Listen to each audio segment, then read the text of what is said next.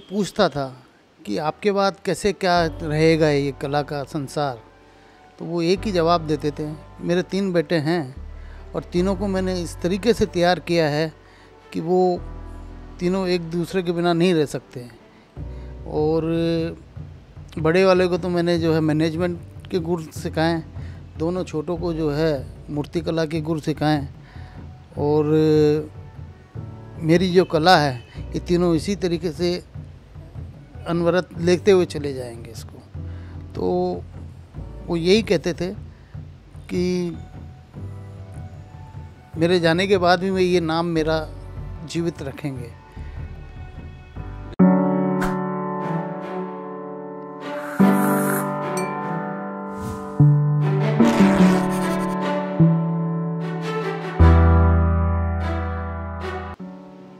नमस्कार, मैं हूं विनीत और आप देख रहे हैं सिंस इंडिपेंडेंस।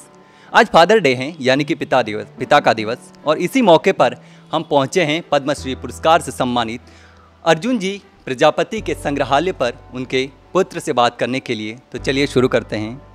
सर, आपका नाम बताइए। राजेंद्र प्रजापति। सर, आपको कब और ऐसा क्यों लगा कि मुझे अपने पिता की विरासत को आगे बढ़ाना है, आगे तक ले जाना है? मैं जब 12th में था तब मैंने आरएस के फॉर्म भरे थे और पापा को उसका पता लग गया था कि इसने आरएस का फॉर्म भरा है और ये एक नौकरी करने के उसके मूड में है। तब मेरे को उन्होंने कहा कि नहीं, तेरे को ये काम नहीं करना, जॉब नहीं करनी, तेरे को ये बिज़नेस संभालना है मेरा। तो मैंने कहा ठीक है। उन्होंने जिद की तो मैंने कहा ठीक, मैंने बात मानी और मैं उस बिज़नेस में लगा उनके साथ। हम 3 भाई हैं, मैं, मेरे से छोटे सुनील और मुकेश।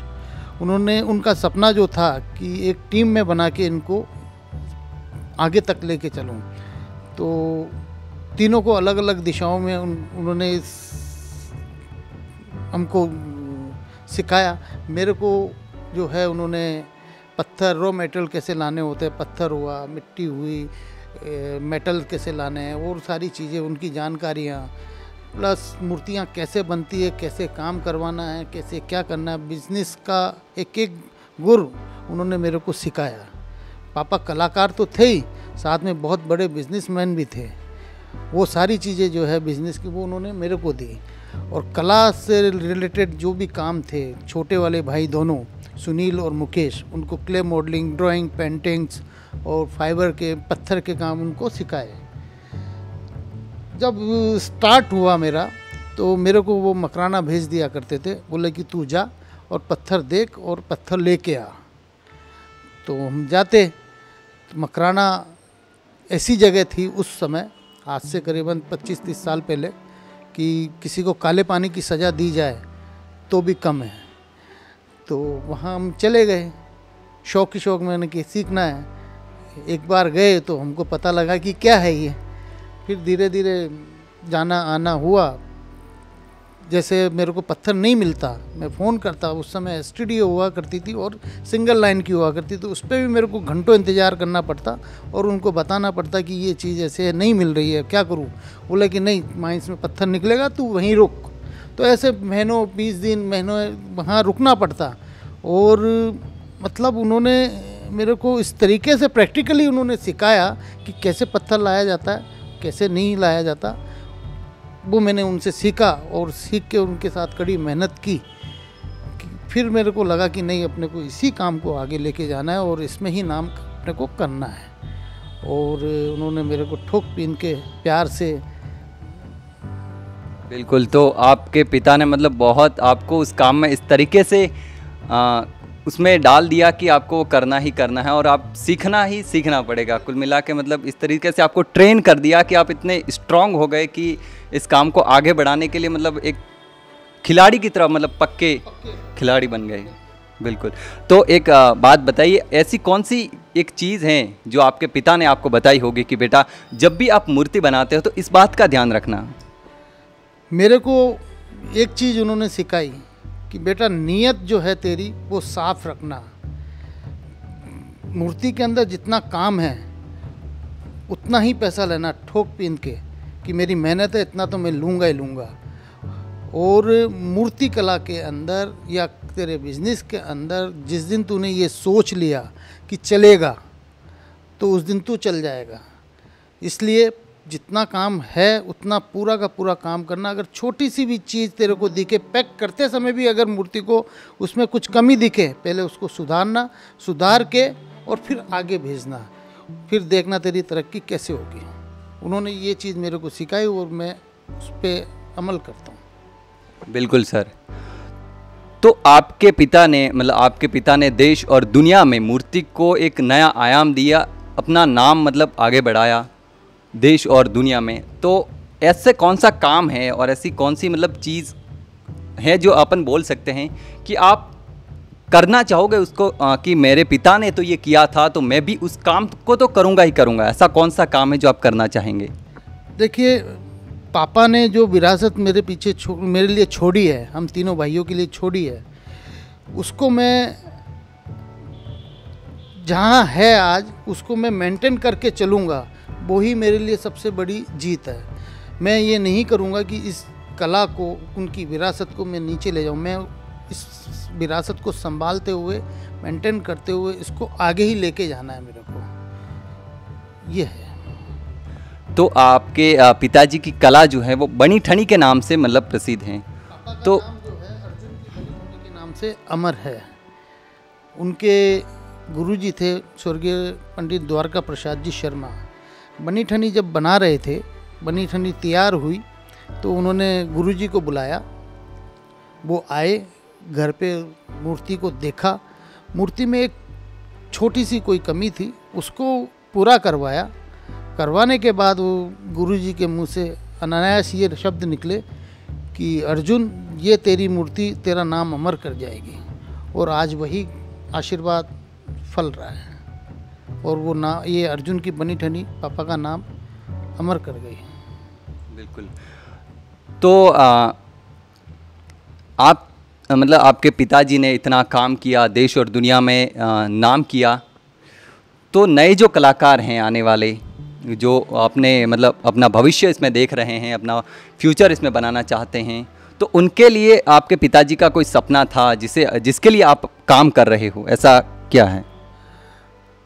पापा का सपना था कि नई जनरेशन जो है ये कला सीखना चाहती है या सीख रही है, या अपकमिंग जो लोग, जो आर्टिस्ट हैं, उनके लिए वो कुछ करें। उसके लिए उन्होंने रंग रूप कला संस्थान नाम की एक संस्था उन्होंने बनाई थी, वो है। उसके बैनर तले हम जो संगीत से रिलेटेड है, कला से रिलेटेड है, चित्रकारी, मूर्तिकार, संगीत कला से रिलेटेड जितने भी जो नए न्यू कमर्स हैं, उनको हम आगे। तो ऐसा कोई किस्सा बताइए जो आपसे और आपके दोनों भाइयों से, यानी कि तीनों भाइयों से जुड़ा हो, आपके पिताजी से।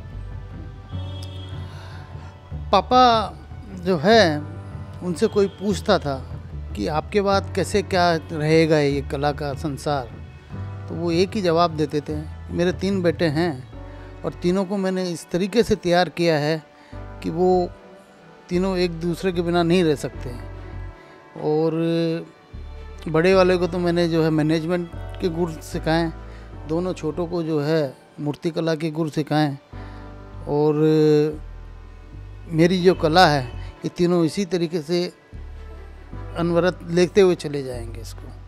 तो वो यही कहते थे कि मेरे जाने के बाद भी मैं ये नाम मेरा जीवित रखेंगे। बिल्कुल सर। तो आपके पिताजी ने आपको इस लायक बनाया और आप उनकी विरासत को संभाल रहे हैं, तो आप अपने बच्चों के लिए, अपने बेटे के लिए क्या कहना चाहेंगे कि वो आपकी विरासत को आगे बढ़ाए, कुछ और करे, क्या करे? हम तीनों भाइयों के 7 बच्चे हैं। मेरे 2 बेटी 1 बेटा है। सुनील के 2 बेटे हैं, मुकेश के 1 बेटी 1 बेटा है। मेरी बड़ी बेटी जो है वो प्रोडक्ट डिज़ाइन नेफ्ट से कर रही है, वो भी आर्ट से रिलेटेड है। वो भी ये चाहती है कि मैं इस विरासत में मेरा कुछ दूं, तो उसने वो प्रोडक्ट डिज़ाइन में कर रही है। तो वो अपने नए नए विचार, नए नए थॉट्स लाके इसको वो करना चाहती, तो वो करेगी। छोटी वाली का जो है उसका मूड नहीं है इस आर्ट में, तो वो दूसरी उसकी लाइन है। और अभी मेरा बेटा छोटा है थोड़ा, पर वो ड्राइंग स्केच वगैरह बहुत अच्छा करता है। तो अभी मैं बता नहीं सकता कि उसका विचार क्या है क्या नहीं है, मैं दबाव नहीं डालता उस पर। तो अभी तो चल रहा है। सुनील के 2 बेटे हैं। बड़ा वाला जो है उस कृष्णा, वो बिजनेस लाइन में जाना चाहता है, इसी लाइन में। और छोटा वाला जो है उससे, वो डिट्टो पापा की कॉपी है। जैसे क्रिएटिव माइंड पापा का था, वैसा का वैसा माइंड उसका है। वो कभी भी फ्री नहीं बैठता, कुछ ना कुछ करता ही रहता है। क्ले में पेंटिंग, ड्राइंग, सब मतलब जैसे पापा करते थे वैसा वो करता रहता है। मुकेश जो है सबसे छोटा, उसका बेटा भी जो है वो अभी उसका कुछ पता नहीं, क्योंकि हम अभी बच्चों पे इतना हम फोर्स नहीं कर सकते। उसकी जो बेटी है वो भी बहुत क्रिएटिव माइंड की है, वो भी क्ले मॉडलिंग करती है अभी से, और बहुत अच्छा काम करती है। तो ये तो तय है कि इस पापा की विरासत को उनके पोते और पोतियाँ लेके जाएगी आगे। ऐसा नहीं है कि ये कला हम तक ही रह जाएगी या हम तक नहीं, इसको संभालने वाले पौध हम तैयार करेंगे और वो हो रही है। बिल्कुल सर, तो ये कला बहुत आगे जाएगी। तो बात करते हैं आपके पिताजी का। अभी महामारी की वजह से वो दुनिया छोड़कर चले गए, तो इस घटना के बारे में कुछ। अब जयपुर का जो राजभवन है, वहाँ पे एक महात्मा गांधी जी की प्रतिमा लगानी थी। पापा ने वहाँ राजभवन को गिफ्ट की थी। तो 2 अक्टूबर को उस प्रतिमा का इनॉग्रेशन था। तो 2 अक्टूबर के पहले उन्होंने कोविड टेस्ट करवाया था। 1 अक्टूबर को उनका पॉजिटिव आया, मेरा नेगेटिव था। तो क्वारंटाइन हो गए। हफ्ते 10 दिन बाद ज़्यादा तबीयत हुई ख़राब, तो वो हॉस्पिटल में एडमिट हुए। 10-15 दिन बाद नेगेटिव आ गए और अच्छे से ठीक होके आ गए थे। वो घर पे रहे 10 दिन, वो बिल्कुल क्वारंटाइन रहे, कोई कुछ नहीं। 10 दिन बाद डॉक्टर से ही पूछ के फिर निकले बाहर, और यहाँ पर स्टूडियो पे या माटी मानस कला संग्रहालय पे वो आए, क्योंकि उनका मन यहीं था। वो यहाँ आए और आके गए। उसके अगले दिन से फिर उनको फीवर आने लग गया। एडमिट कराया मैंने वापस, तो पॉजिटिव आ गई। तो कहीं ना कहीं वो नेगेटिव रिपोर्ट शायद वो पॉजिटिव ही थी, शायद फॉल्स थी। फिर वो सेकंड जो था एपिसोड, वो बहुत लंबा चला और हम सब घर के जो हैं हम भी संक्रमित हो गए और हम भी एडमिट हो गए। एक निवेदन है कि उनके नाम से कोई भी या तो अवार्ड या गली चौराहे पे उनके नाम से कोई नाम रखे, या उनके बनाए हुए जो स्कल्पचर हैं जयपुर के चौराहे पे जो सुंदरता बढ़ा रहे हैं। पापा ने 2 सर्किल किए हुए हैं, पापा के स्कल्पचर वहाँ लगे हुए थे, उनके नाम से वो सर्किल कर दें एक कोई भी।